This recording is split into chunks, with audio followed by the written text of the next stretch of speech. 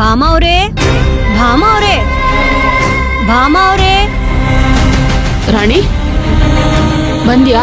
ಬಾ, ನಿನಗೋಸ್ಕರನೇ ಕಾಯ್ತಾ ಇದ್ದೆ. ಭಾಮ ಅವರೇ, ನಾನು ನಮ್ಮ ಅಕ್ಕನ ಮನೆಗೆ ಹೋಗ್ತಾ ಇದ್ದೆ. ನೀವೇನೋ ಫೋನ್ ಮಾಡಿ ಅರ್ಜೆಂಟ್ ಬಾ ಅಂತ ಅಂದ್ರಲ್ಲ, ಅದಕ್ಕೆ ಬಂದೆ.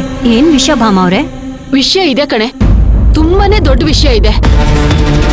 ನಾನು ಒಂದ್ ಸಮಸ್ಯೆ ಸಿಕ್ಕಾಕೊಂಡಿದ್ದೀನಿ. ನೀನೇ ನನ್ನನ್ನ ಇದರಿಂದ ಪಾರ್ ಮಾಡ್ಬೇಕೆ. ಇದೇನಪ್ಪ, ತಿಮ್ಮಿಂಗ್ಲ ನೀನ್ ಹತ್ರ ಊಟ ಕೇಳ್ತಾ ಇದ್ದೆ? ನಾನು ಎಷ್ಟೇ ದೊಡ್ಡ ತಿಮಿಂಗ್ಲ ಆದ್ರೂ ಸಮಸ್ಯೆ ನನ್ನನ್ನೇ ಸುತ್ಕೊಂಡ್ ಬರ್ತಾ ಇದೆ. ಹೇಗೋ ನನ್ ಗಂಡನಿಂದ ಪಾರಾಗಿದ್ದೆ, ಆದ್ರೆ ಈಗ ಆ ಸಪ್ತಮಿ ಕಾಟ ಆಗೋಗಿದೆ ನನ್ಗೆ. ಏನಾಯ್ತು ಭಾಮ ಅವರೇ? ಮತ್ತೆ ನನ್ ಜಮೀನ್ ಪತ್ರಕ್ಕೆ ಆಪತ್ ಬಂದಿದೆ ಕಣೆ. ಅಪ್ಪ ಮಗಳು ಯಾವಾಗ ಬೇಕಾದ್ರೂ ಬಂದು ನನ್ನ ಹತ್ರ ಜಮೀನ್ ಪತ್ರ ಕೇಳ್ಬೋದು. ಇದೇನ್ ಭಾಮ ಅವ್ರೆ ಹೀಗ್ ಹೇಳ್ತೀರಾ? ನಿಮ್ ಗಂಡ ವಿಷ ಕುಡ್ದಾಗ್ಲೇ ಪತ್ರ ಕೊಟ್ಟಿಲ್ಲ, ಇವಾಗ ಕೊಡ್ತೀರಾ? ನನ್ ಗಂಡ ಒಬ್ರೇ ಆಗಿದ್ರೆ ಹೇಗೋ ಅವ್ರನ್ನ ಸಂಭಾಳಿಸ್ಬೋದಾಗಿತ್ತು. ಜೊತೆನಲ್ಲಿ ಆ ಶನಿನೂ ಒಕ್ಕರ್ಸ್ಕೊತಿದೆ.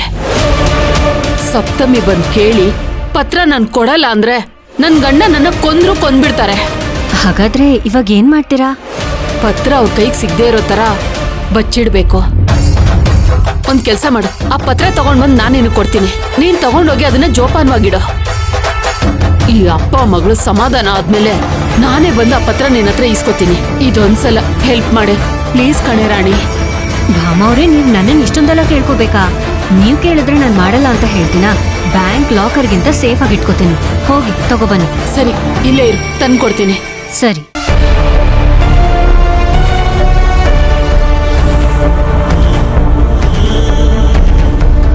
ತಗೋ ರಾಣಿ, ನನ್ ಜೀವನನೇ ನಿನ್ ಕೈಲಿ ಕೊಡ್ತಾ ಇದ್ದೀನಿ. ಹುಷಾರಾಗಿಟ್ಕೋ. ಚಿಂತೆ ಮಾಡ್ಬೇಡಿ ಭಾಮ ಅವ್ರೆ, ಇನ್ಮೇಲೆ ಇದು ನನ್ನ ಆಸ್ತಿ. ಆ ಏನಂದೆ? ಅಂದ್ರೆ ಇದನ್ನ ನನ್ನ ಆಸ್ತಿ ತರ ಹುಷಾರಾಗಿ ನೋಡ್ಕೋತೀನಿ ಎಂದೆ. ಸರಿ ಸರಿ, ನೀನ್ ಹೊರಡು. ಅವ್ರು ಬಂದ್ರೆ ನಮ್ಗೆ ಕಷ್ಟ ಆಗುತ್ತೆ. ಸರಿ. ಅಯ್ಯೋ ಭಾಮ ಅವ್ರೆ, ಅವ್ರು ಬಂದ್ಬಿಟ್ರು. ಬಾ. ಅಯ್ಯೋ, ಏನ್ ಮಾಡೋದು? ಪತ್ರ ಮೊದಲು ನಿನ್ ಬ್ಯಾಗಲ್ಲಿ ಇಟ್ಕೋ.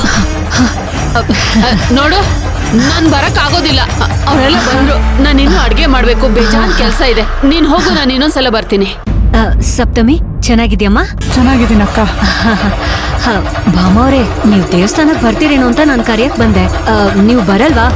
ಸರಿ ಬಿಡಿ, ನಾನು ಒಬ್ಳೆ ಹೋಗ್ಬಿಟ್ಟು ಬರ್ತೀನಿ. ನಾನ್ ಬರ್ಲಾ? ಸರಿ. ಸಪ್ತಮಿ ಬರ್ತೀನಮ್ಮ. ಒಂದ್ ನಿಮಿಷ ನಿಂತ್ಕೊಮ್ಮ.